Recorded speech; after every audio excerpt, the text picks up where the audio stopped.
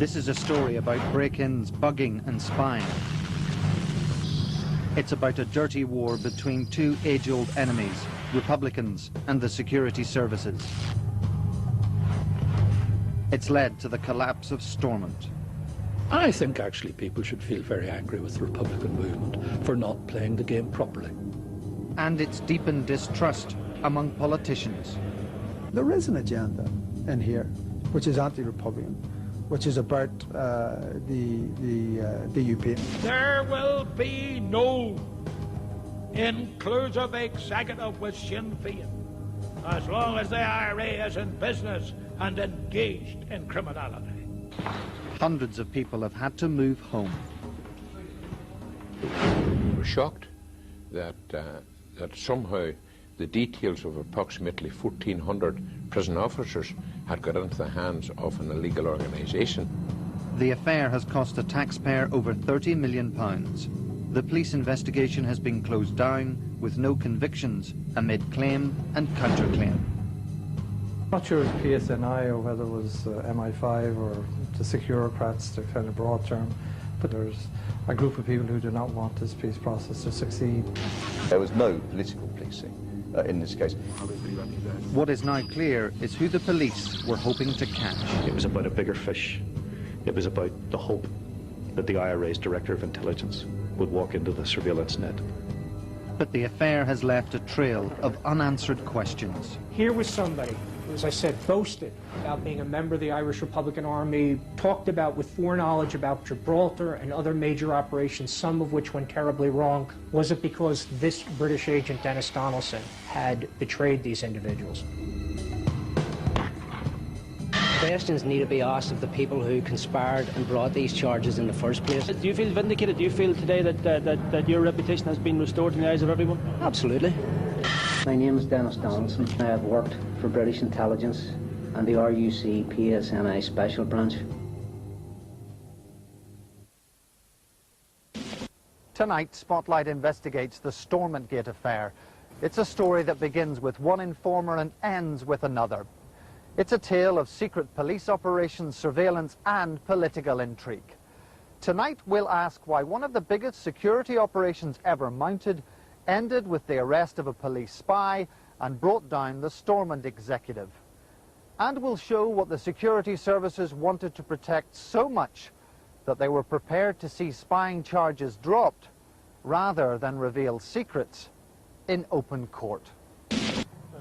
Last December, the Public Prosecution Service decided it would not be in the public interest to press charges against these three men.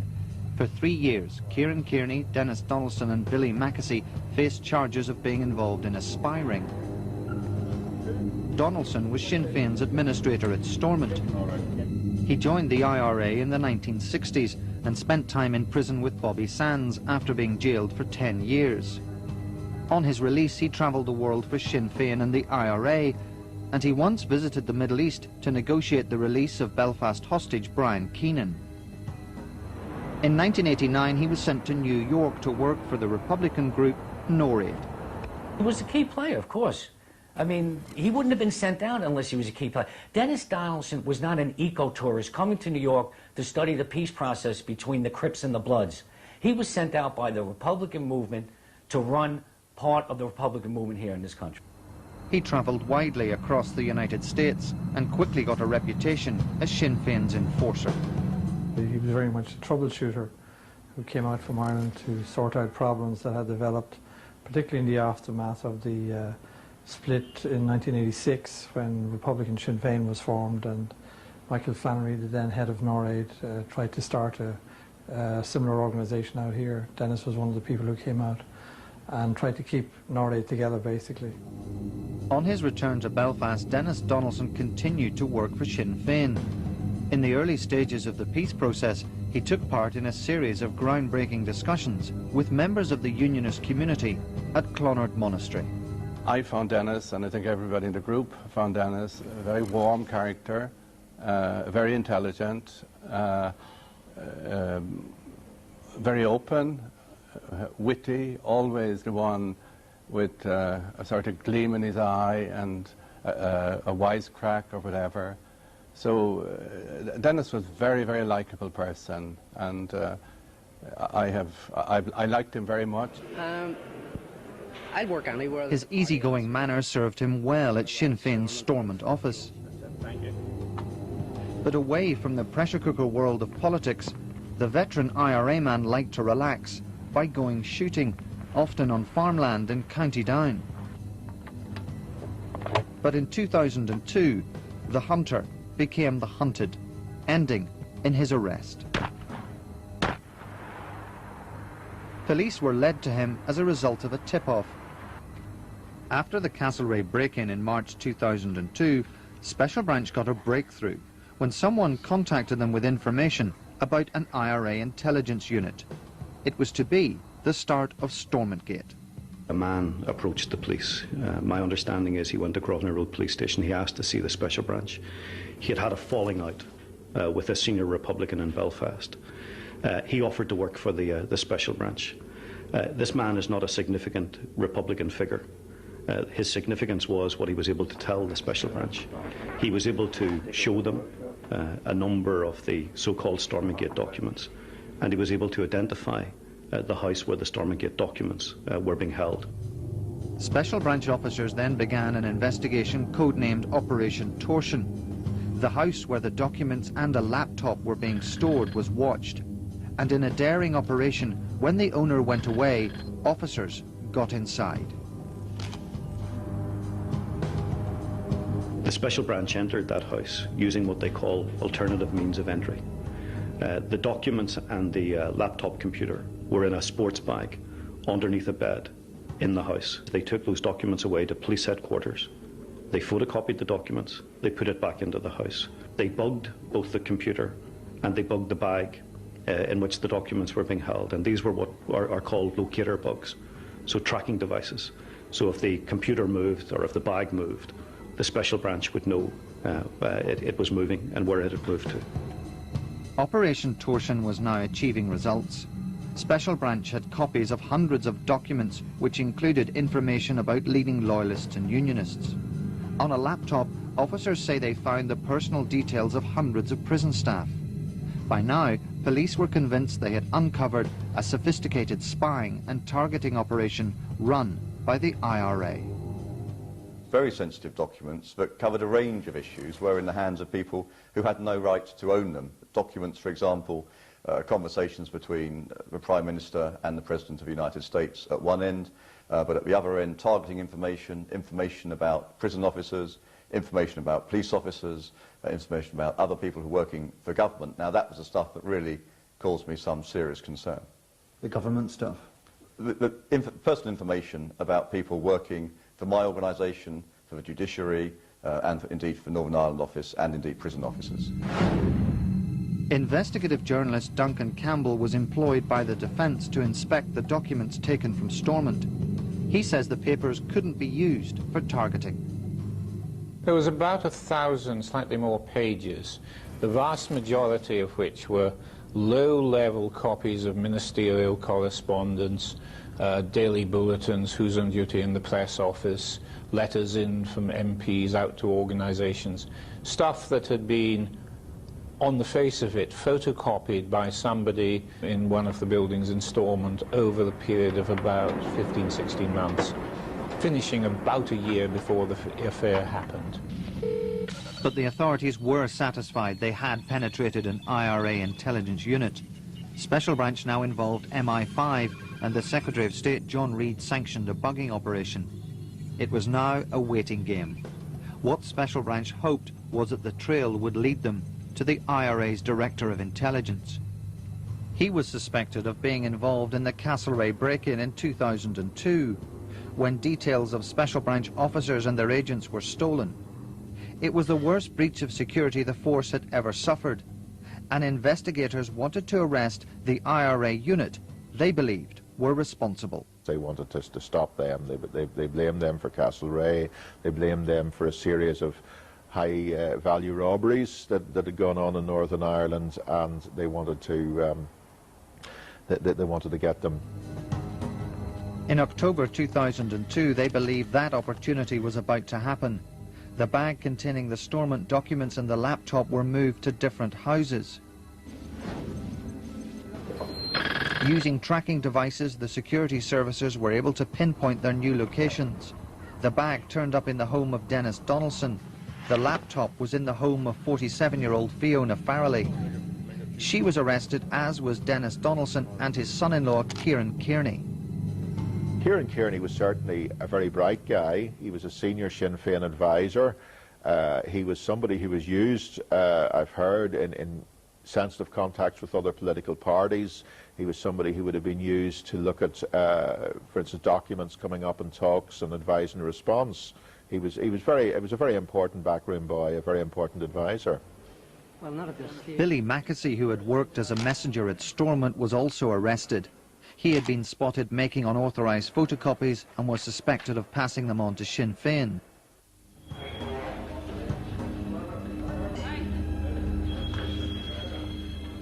After the house arrests, it was a more public raid that would grab all the headlines.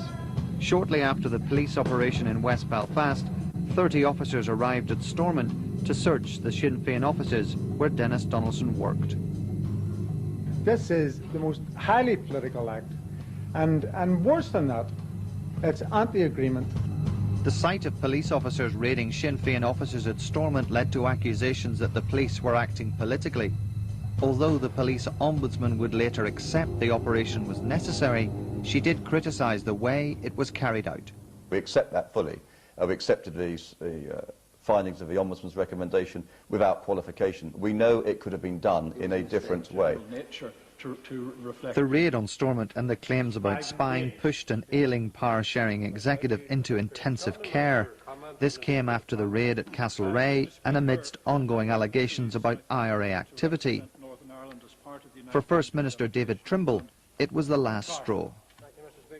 When the event occurred, while, as I say, there was a tactical surprise in that it was Stormont, strategically I was not surprised, and strategically it met the bill.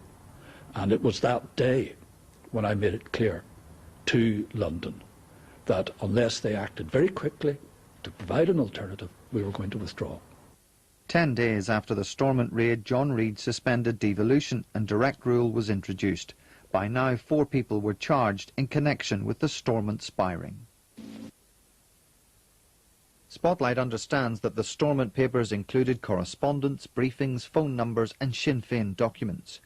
There was also a note containing the car registration number of the most senior army officer in Northern Ireland. It was very difficult to work it out. It certainly didn't seem to me to provide any security important information unless it had been used within 24 hours of being received. Why would Republicans have the registration of the GOC? Because I think what was happening was they were lifting anything of interest, and this was a note that was passed through. But that could be interpreted as targeting. No, I don't think it's information, right? If I thought the man who was lifting these copies was applying his intelligence to targeting, I would be very concerned. Hello, welcome to the programme. The top stories this evening. Exclusive. Back in 2002, as the accused legal team began to prepare their defence, the BBC revealed that Special Branch had been aware of the spy ring allegations before arrests were made. This evening on BBC Newsline, we report on Operation Torsion. The story prompted anger amongst hundreds of prison officers whose details, it was claimed, were found on the laptop. Because if they're spying on the IRA, they already knew. Nearly 500 of them had to move home. Many wanted to know why they hadn't been warned earlier. The police were in receipt of the information for some time before it actually became public knowledge, or we were ever informed. But do you accept that the police acted promptly here? Well, again, I don't wish to undermine what the police do. I think they have done an excellent job down through the years.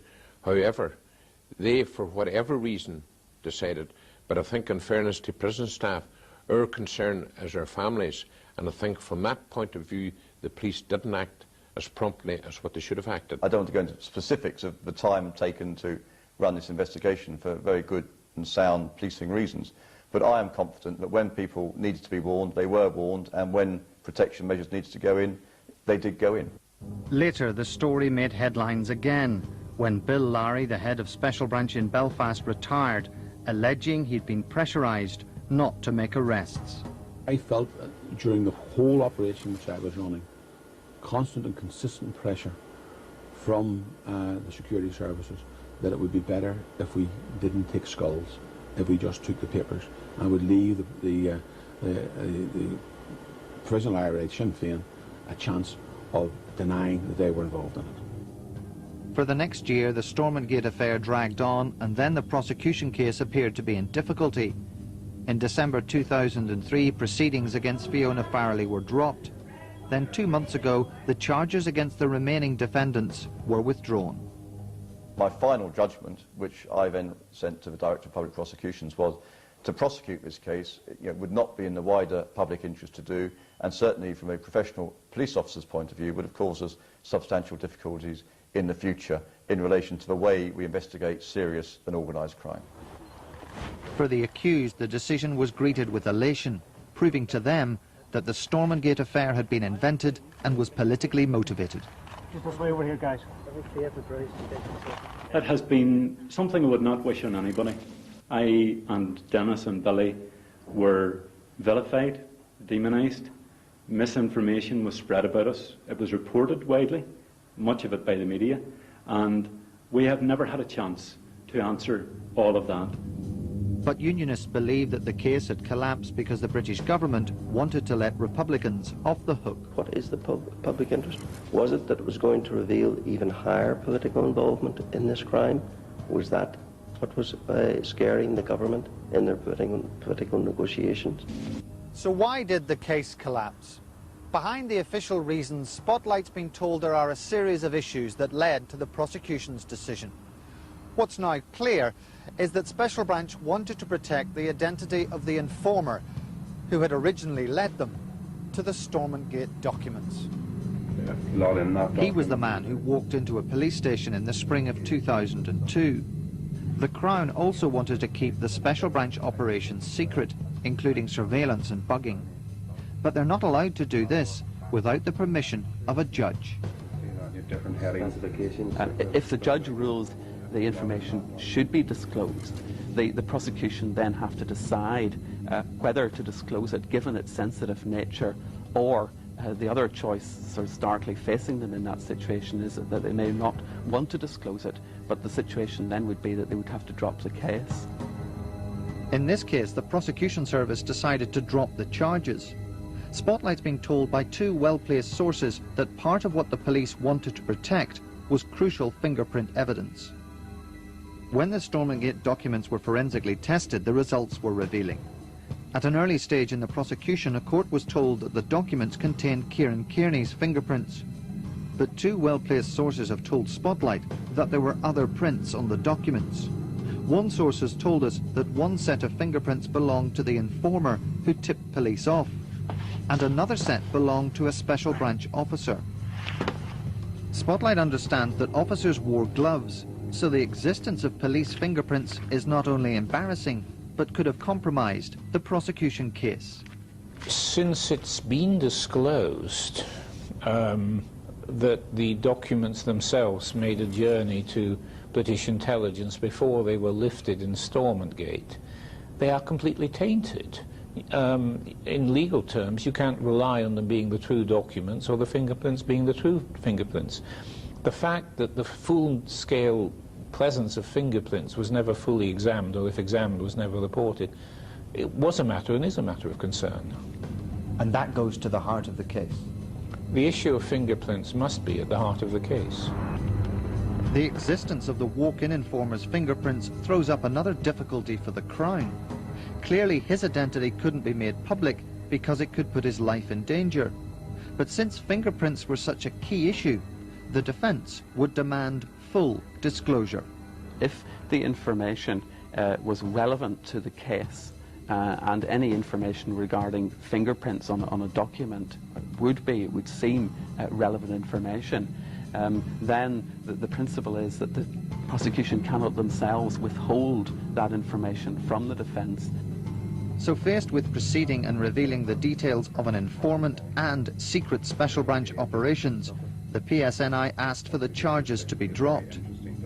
Ironically, the efforts made to protect the identity of the walk-in informer indirectly led to the outing of Denis Donaldson as a police agent. When the Stormont court case fell, there was much speculation that an informer was involved. 3 days after the charges were withdrawn, police arrived at Donaldson's house to tell him that a journalist knew about his secret past. He said that he was warned by the police that he was about to be exposed, and then a story was circulated that he was about to be exposed in the newspaper. And I'm pretty much satisfied that isn't true, because I think any journalist who had been onto the story would have said so. So it seems as if Denis Donaldson was visited by the police, given a warning, and panicked. After the police visit, Denis Donaldson rang a party official to tell him what had happened. My understanding is that Denis Donaldson contacted a senior figure in the Sinn Féin leadership, that he was then interviewed over the next couple of days by a number of people in the Sinn Féin leadership. Denis Donaldson told Sinn Féin officials he had been working for Special Branch. He was then suspended from the party and expelled. During the briefing, it appears, he told party activists little about his past. 2 days later, he turned up in Dublin and read a statement on camera. My name is Denis Donaldson. I worked as a Sinn Féin Assembly Group Administrator in Parliament buildings. I was a British agent at the time. I was recruited in the 1980s after compromising myself during a vulnerable time in my life. Since then, I have worked for British intelligence and the RUC PSNI Special Branch. Over that period, I was paid money. Denis Donaldson's confession sent shockwaves through the Republican community, and for some it raised questions about the judgment of the Sinn Féin leadership. Denis Donaldson was not a two-bit player, because Denis Donaldson could travel to America, dismiss people, come into South Down, dismiss people, go anywhere and dismiss people. And he was judge, jury and executioner. And his decisions were obviously not questioned. Now, that is either total incompetence by the leadership or it's collusion. For Sinn Féin, the Donaldson affair has brought embarrassment, anger and hurt. The closer you are to someone like that, then the betrayal has to increase nearly in proportion. So people would feel it very keenly there. And, you know, the guy was at it for 20 years. That's a long time. The guy was taking money, you know, which makes it worse. So there are certain things which are known about this in the public arena, and people are affected by that, you know. In America, that sense of anger is shared by those who were once Denis Donaldson's colleagues. John McDonough used to drive him to meetings across the United States. Shortly after his televised confession, he was contacted by a friend from Ireland. About an hour later, I got a phone call, and they go, listen, you're not going to believe this, but Denis Donaldson was a British agent for 20 years. I said, listen, go back, read the internet. You have to be wrong. You're crazy. And he says, no, Denis has admitted it. I almost crashed the car. I said, oh, my God. And I know everyone I talked to were racking their brains. What did we say to Denis? Martin Galvin is another who's wondering what secrets Denis Donaldson told the security services during the time he worked with him in New York. How many Republicans did he betray? Did he betray Gibraltar? Did he betray military operations? Certainly he was an agent and traitor during his time, part of his time in the Irish Republican Army. How many people were jailed? How many people were killed because of this British agent's collusion? So why did Special Branch move against Denis Donaldson if he had been an agent? Right. Spotlight has been told that he met his handler before his arrest, but he didn't tell him about the stormontgate documents. Once this stuff started to move, the computer had gone to one house, the documents had gone to Denis Donaldson's house. There was a view that, you know, they could have been moved again. My understanding is that had Denis Donaldson told the Special Branch, told his handler that those documents were in his house, that Special Branch would have allowed one more move in this operation. They would have allowed the bag to move on. The suggestion is he didn't tell them. That's why he was arrested, and that's why the documents were seized at that stage. Other observers agree that Denis Donaldson's decision to keep the documents secret from his handler meant officers had to act. He said he'd met his handlers shortly before his arrest, I think a matter of days before his arrest, and he obviously hadn't told them at that stage, and they decided, well, then you're on your own, Denis. So that was the motive to move? The phrase that was used to me was that he was caught with his fingers in the till. That it was an equivalent situation. He was doing something he didn't tell the authorities about, and therefore he had no claim on their protection. Spotlight's been told by a number of sources that Donaldson had been an informer, but in recent times had passed on little significant information. The PSNI won't confirm if Denis Donaldson was working for them, but it's clear if he had made his handlers aware of the documents in his house, there might have been a different outcome. If someone is a registered informant, that is to say, we know about them and they provide intelligence to us that allows us to protect the wider community, they are allowed in very specific circumstances to technically break the law. For example, the getaway driver of a serious armed robbery may have an authority to act as the driver in that situation, and that's all. That doesn't put them above the law, but it means we know what they're going to do. Now, if that individual operates steps one iota over that authority, all bets are off. 3 years on, Hugh Ward still insists that it was right to proceed with the Stormont spying charges, but he now accepts the matter is at an end. Well, in terms of the three individuals, they're entitled to the presumption of innocence. They are innocent in law. So as far as I'm concerned, the case is finished. As we've said before, we're not looking for anyone else in relation to this inquiry. The matter is closed. The legal process may have ended, but the repercussions of Stormont Gate are still being felt. Devolution remains suspended, trust between politicians is elusive, and questions still persist about the intentions of the IRA. The case also shows how much Special Branch had to protect, its use of informers and its secret operations. Proof that the intelligence war remains in place. Denis Donaldson's world collapsed when he exposed his double life. He's left his Belfast home and he's now in hiding. Can he return to Belfast? He can do whatever he wants, frankly, and that's something that he has to work out. Whether he will return to Belfast or not is something that only he can answer. I mean, we shouldn't be naive. This is, in Republican and nationalist terms, well, even in Irish terms, to be an informer is pretty bad stuff, you know. I mean, 15 or 20 years ago, he may have lost his life. That's true.